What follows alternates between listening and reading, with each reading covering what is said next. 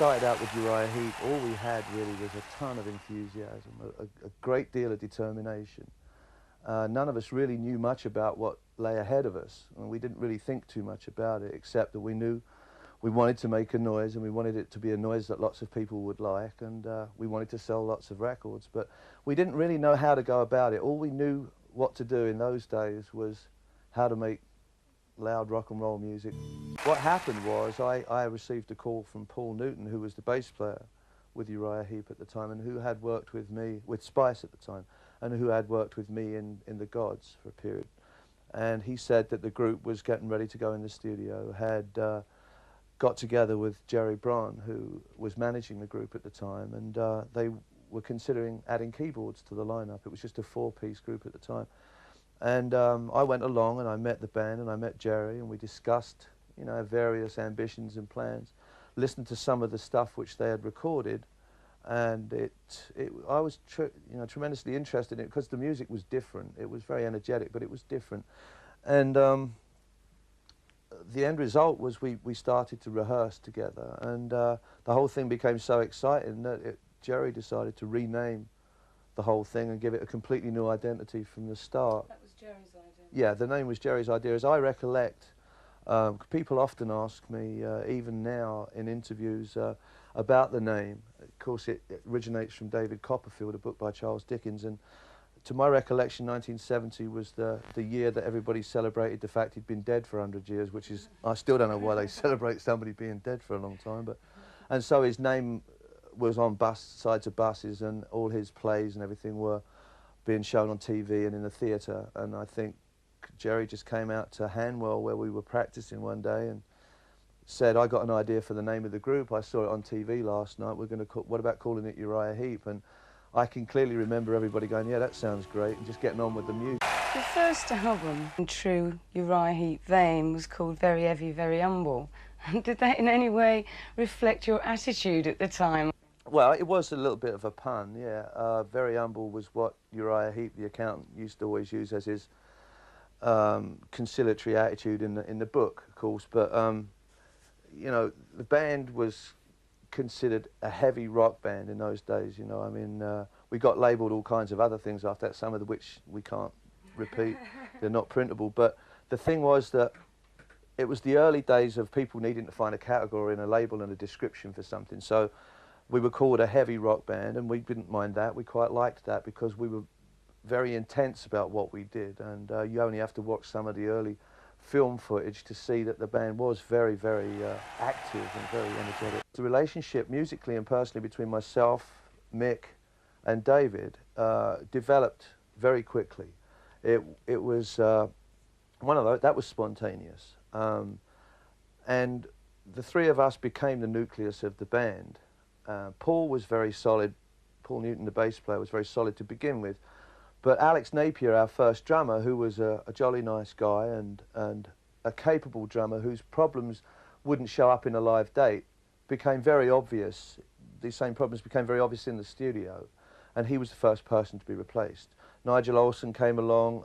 He was very transient and had obviously higher aspirations musically.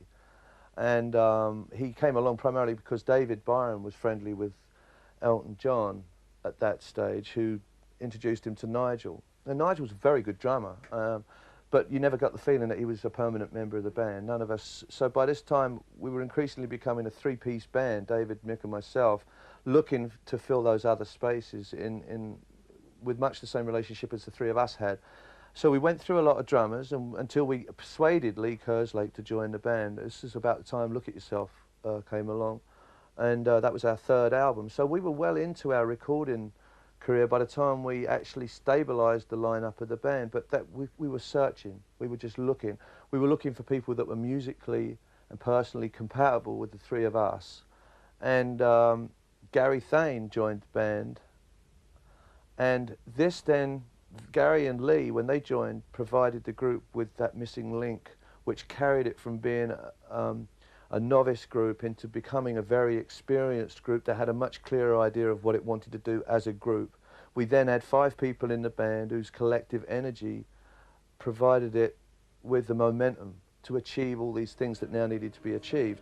And it's significant, I think, that from the time Lee and Gary joined the band, that was the time the group took off in America. He was the front man. David was the communication point, the focal point of the whole group's on-stage operation, and he was great at it. He had so much charisma, so much ability. He didn't have the world's best voice, but he was one of the very first, him and Rod Stewart, you know, he was always a couple of steps behind Rod, which I think drove David crazy. You know, he was always a week behind going to the same tailor that Rod used to go to, because by the time David would get there, Rod's gone to another tailor, you know, so following him around like that. But I think that being in his position, and I certainly wouldn't have wanted that responsibility, I think that David felt more responsibility than he actually had. And consequently, if he got nervous or something, his reaction to it was to have a few extra drinks. And I don't know how else to put it nicely. I don't know what I would do in that situation, so it's really hard for me to comment. I just know one thing, and that is that David's drinking really started to separate him from the rest of the band, because unfortunately it was a little bit hard to swallow watching somebody throwing away his career and potentially yours too. And it was unanimously decided that he was going to be removed from the band, he was going to be replaced. That was in just before summer of '76. Was there a great deal of bad feeling? Was he very bitter about this decision? I spoke to him last September, and you know, we've talked about it.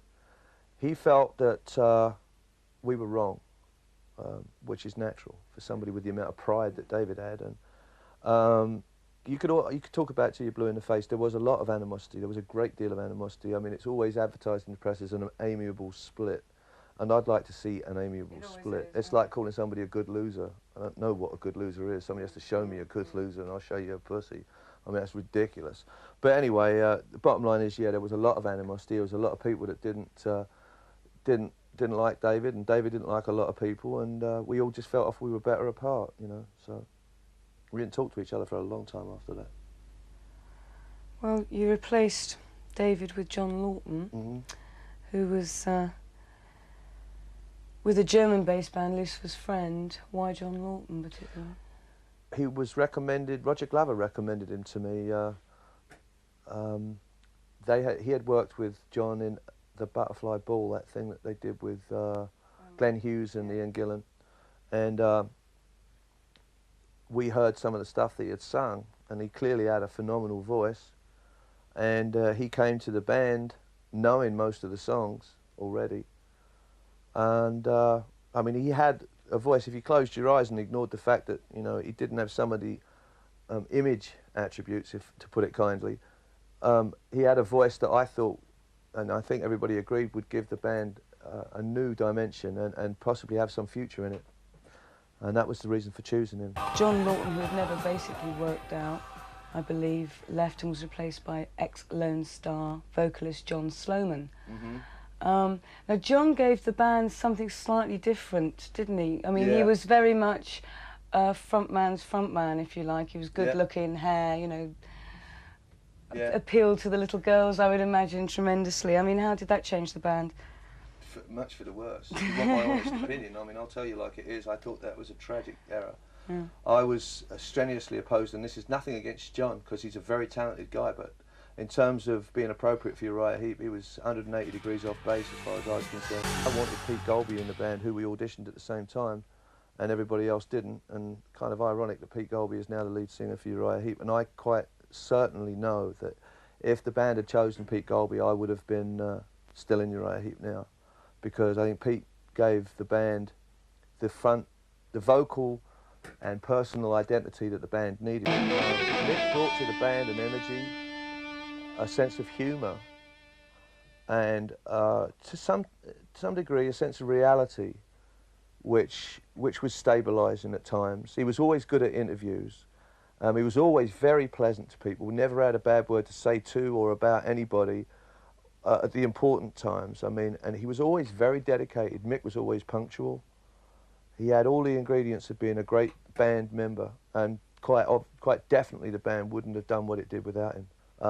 I hope he keeps playing for years and years and years, and that he's always happy.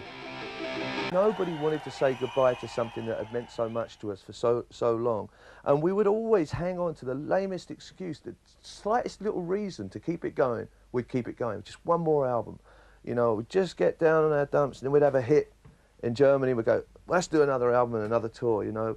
But after a while, it becomes like drudgery. And I got into the music business because I like music. And I loved the money and everything else and all of that. But it seems to me in retrospect that all it brought was a lot more trouble than it was worth. I now don't have any money, but I'm happier than I've ever been because I got my music right. And if David Byrne and Gary Thayne were still alive, we might do what Deep Purple just did.